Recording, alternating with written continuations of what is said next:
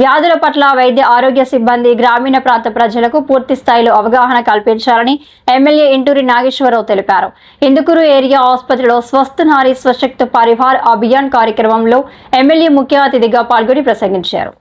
ఈ సందర్భంగా ఆయన మాట్లాడుతూ రాష్ట్ర వ్యాప్తంగా గ్రామాల్లో ఉండే గర్భిణీ స్త్రీలలో రక్తహీనత అధికంగా కనిపిస్తున్నదని, దాని నివారణకు ఆరోగ్య సిబ్బంది వారికి అవగాహన కల్పించాల్సిన ఆవశ్యకత ఉందని ఆయన సూచించారు. ప్రతిరోజు 3 నుండి 4 లీటర్లు క్యాన్సర్ పేషెంట్లకై ఆసుపత్రులకు సిఫారసు చేస్తున్నామని, దీన్ని బట్టి ఆలోచిస్తే క్యాన్సర్ ఏ స్థాయిలో ప్రబలుతుందో అర్థమవుతుందని, క్యాన్సర్ పట్ల ప్రజలు అవగాహన కలిగి అప్రమత్తంగా ఉండాలన్నారు.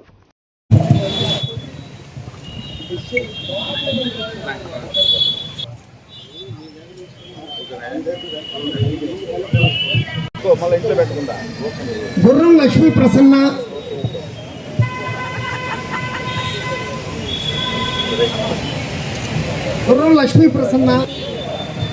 పొలేటి అక్కయ్య, రాయపాటి కోటేశ్వరరావు, పూనూరు మహాలక్ష్మి.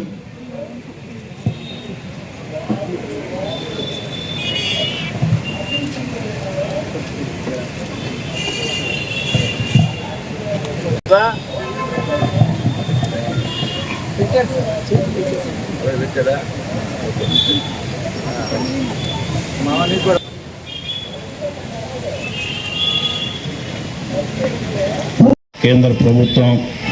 మన దేశ ప్రధానమంత్రి నరేంద్ర మోడీ గారి బర్త్డే సందర్భంలో ఈ దేశవ్యాప్తంగా స్వస్థ నారీ స్వశక్తి పరివార్ అని చెప్పి ఈ దేశంలో ప్రతి పేదవాళ్ళకి అలాగే దేశంలో అన్ని వర్గాల ప్రజలకి ఆరోగ్య సేవలు అందించాలని చెప్పి ఒక స్పెషల్ క్యాంపు ఏర్పాటు చేయడం జరిగింది. దానిలో భాగంగా ఈరోజు రాష్ట్ర వ్యాప్తంగా మన రాష్ట్రంలో కూడా గౌరవ ముఖ్యమంత్రి నారా చంద్రబాబు నాయుడు గారు కూడా దీన్ని ప్రతిష్టాత్మకంగా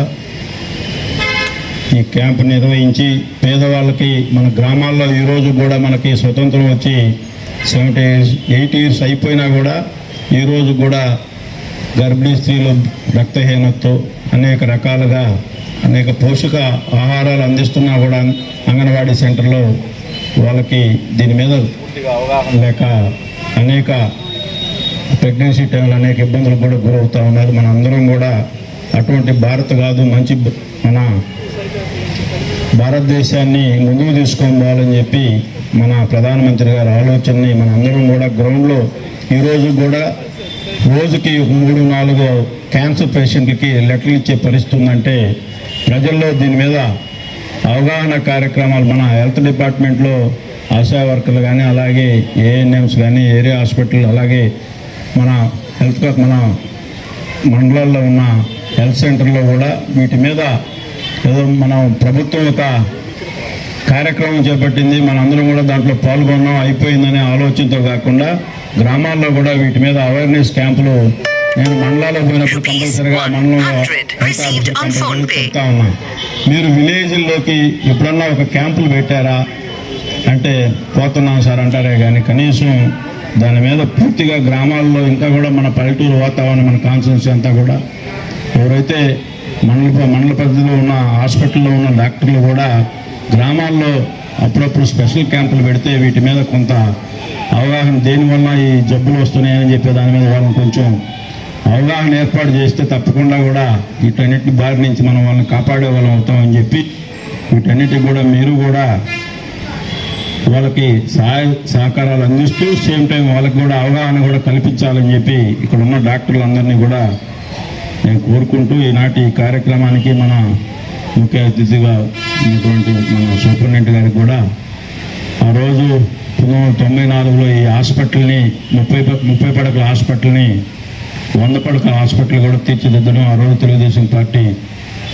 నారా చంద్రబాబు నాయుడు గారి నాయకత్వంలో ఈ హాస్పిటల్ ఏర్పాటు చేసుకున్నాం. ఆ తర్వాత ఈ రోజు కూడా రోజుకి 500-600 మంది పేదలు ఈ హాస్పిటల్కి వచ్చి వైద్యం అందిస్తూ ఉన్నారు. మీరందరూ కూడా చాలా సంతోషం. ఇంకా కూడా మనం దీన్ని మెరుగుపరిచి మన ప్రాంతానికి కూడా పరిశ్రమలు వస్తున్నాయి, వాళ్ళ ద్వారా వచ్చే CSR ఫండ్ను కూడా ఈ హాస్పిటల్కి ఖర్చు పెట్టించే దానికోసం నేను తీవ్రంగా ప్రయత్నం చేస్తూ ఉన్నా. దీన్ని మంచి మోడల్గా తయారు చేసి హాస్పిటల్లో మన కార్పొరేట్ హాస్పిటల్కి తగ్గట్టుగా ఇందాక సోదరు ప్రసాద్ గారు చెప్పినట్లు జీర్ణకోశ వ్యాధులకు సంబంధించిన మిషనరీలు లేక ఒక్కొక్క పేషెంట్ 7-8 వేలు ఖర్చు పెడతా ఉన్నారని చెప్తా ఉన్నారు. ఆల్రెడీ ఇవన్నీ కూడా నా దృష్టిలో కూడా ఉన్నాయి. తప్పకుండా ఈ హాస్పిటల్ బాగు కోసం నేను పూర్తిగా సహాయ సహకారాలు అందిస్తానని చెప్పి డాక్టర్స్ కూడా మీరు వచ్చే పేషెంట్లకు కూడా ఈ డయాలసిస్ సిస్టంలో కొంచెం ఇబ్బందిగా ఉంది. నేను మొన్న కూడా మంత్రి గారి దృష్టికి కూడా తీసుకెళ్ళా. మీరు కూడా వచ్చిన పేషెంట్లని కొంచెం మనం కూడా ఇంకా పేషెంట్లు మన హాస్పిటల్కి ఎక్కువ మంది వచ్చే విధంగా మీరు కూడా మీ సర్వీస్లో మెరుగుపరచాలని చెప్పి, అలాగే హాస్పిటల్కి నియోజకవర్గానికి మాకు అందరికీ ప్రభుత్వానికి కూడా మంచి పేరు తీసుకురావాలని చెప్పి ఈ స్వశక్తి పరివార్ కార్యక్రమాన్ని కేంద్ర ప్రభుత్వం చాలా ప్రతిష్టాత్మకంగా తీసుకుని ఉంది. అలాగే పేదవాడికి మెరుగైన వైద్యం అందించాలి, హాస్పిటల్కి పోతే డబ్బులు ఇబ్బంది పడకూడదని చెప్పి రాష్ట్ర ప్రభుత్వం కేంద్ర ప్రభుత్వం కూడా హెల్త్ పాలసీ కూడా ఇన్సూరెన్స్ పాలసీ కూడా 25 లక్షలు